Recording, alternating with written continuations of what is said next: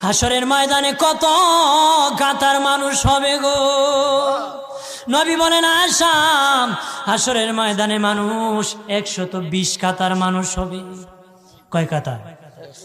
আয়েশা রে, হাসরের ময়দানে 120 কাতার মানুষ হবে।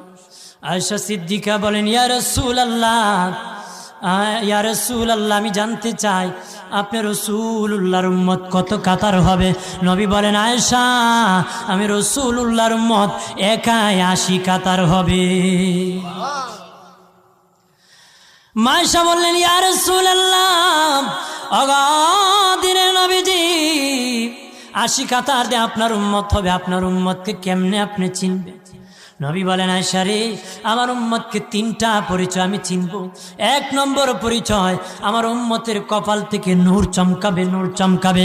নবী বলে বাবা সাহাবীরাম, অসংখ্য ঘোড়ার মধ্যে যদি কিছু চান কপাল্লা ঘোড়া হয়, এইগুলা চিনতে বড় সহজ হয়।